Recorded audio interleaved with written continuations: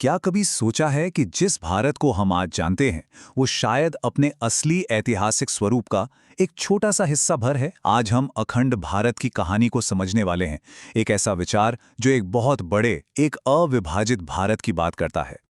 देखिए, यही सवाल अखंड भारत की पूरी सोच के पीछे है।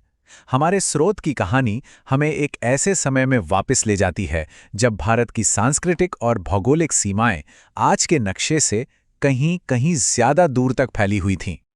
स्रोत का दावा है कि समय के साथ एक दो नहीं बल्कि पूरे 15 देश भारत से अलग हुए।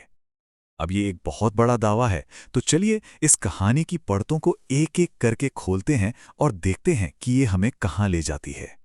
तो सबसे पहले ये समझते हैं कि आखिर ये अखंड भारत की अवधारणा है क्या। देखिए, ये सिर्फ एक नक्शे की बात नहीं है, बल्कि ये एक गहरे सांस्कृतिक और ऐतिहासिक जुड़ाव का विचार है, जैसा कि हमारे स्रोत में बताया गया है। अखंड भारत का सीधा सा मतलब है एक अविभाजित भारत। ये एक ऐसे विशाल उपमहाद्वीप की तस्वीर पेश करता है जो सिर्फ राजनीतिक तौर पर ही नहीं बल्कि सांस्कृतिक रूप से भी एक था। आइए स्रोत की बताई कहानी के आधार पर इस विचार को और अच्छे से समझते हैं। इस पूरी कहानी को समझने के लिए चलिए शुरुआत करते हैं सबसे हाल के विभाजनों से, मतलब 20वीं सदी में हुए वो अलगाव जिनके बारे में हम सबने थोड़ा बहुत सुना जरूर है। और इसमें सबसे पहला और शायद सबसे चर्चित उदाहरण है पाकिस्तान का।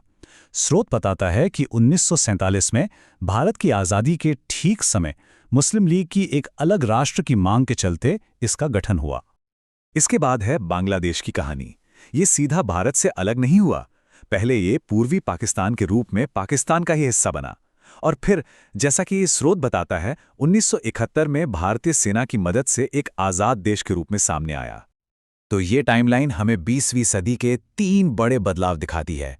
1947 में पाकिस्तान का बनना, फिर 1949 में भूटान का खुद को एक स्वतंत्र देश घोषित करना, और आखिर में 1971 में पूर्वी पाकिस्तान का बांग्लादेश के रूप में उभरना।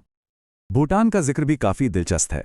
स्रोत इसे भारत का भद्र देश कहता है, जिसका मतलब है एक सज्जन राष्ट्र, और इसने 1949 में अपनी स्वतंत्रता की घोषणा की थी। अच्छा, अब चलिए अपनी यात्रा को थोड़ा पूरब की ओर ले चलते हैं।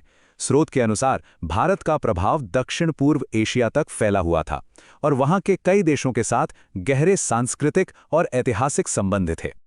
कंबोडिया की कहानी शुरू होती है एक ब्राह्मण कंबू से। स्रोत का दावा है कि उन्होंने ही वहां एक हिंदू राष्ट्र की नींव रखी थी और उन्हीं के नाम पर इस देश का नाम कंबोडिया पड़ा। और इस सांस्कृतिक संबंध का सबसे बड़ा प्रतीक क्या है? दुनिया का सबसे बड़ा हिंदू मंदिर अंकोर वाट कंबोडिया में ही है, और स्रोत इस बात पर जोर देता है कि इस मंदिर की तस्वीर आज भी कंबोडिया के राष्ट्रीय ध्वज पर मौजूद है। अब थाईलैंड की बात करें तो स्रोत के मुताबिक इसका पुराना नाम श्याम देश था और ये भी कभी एक हिंदू साम्राज्य का हिस्सा हुआ करता था। ये सिलसिला वियतनाम तक जाता है, जिसे स्रोत के अनुसार पुराने जमाने में चंपा के नाम से जाना जाता था। कहा जाता है कि बौद्ध धर्म के फैलने से पहले ये इलाका भी भारत का ही एक अंग था। इंडोनेशिया की कहानी एक बहुत बड़े धार्मिक बदलाव का उदाहरण है। स्रोत के अनुसार जहां कभी एक बड़ी हिंदू आबादी रहती थी, आज वो दुनिया का सबसे बड़ा मुस्लिम देश है। लेकिन दिलचस्प बात यह है कि स्रोत ये भी बताता है कि यहां आज भी एक राम मंदिर मौजूद है, जो इसके अतीत की एक झलक देता है।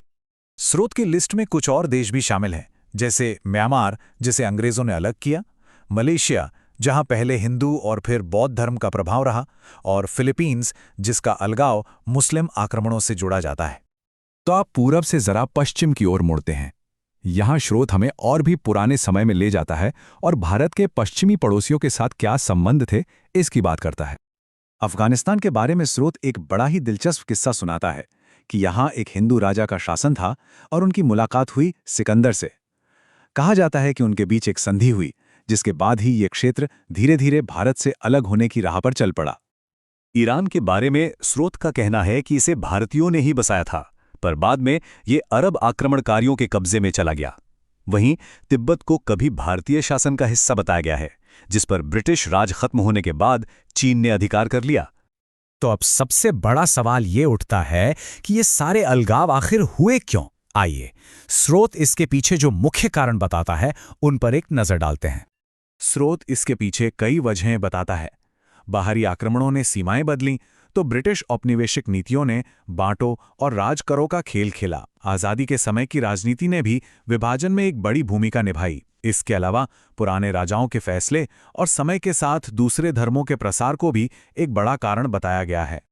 अलगाव की इस लंबी कहानी के बाद अब बात करते हैं आज के भारत की, एक ऐसा राष्ट्र जो कई अलग अलग टुकड़ों से जुड़कर एक बना।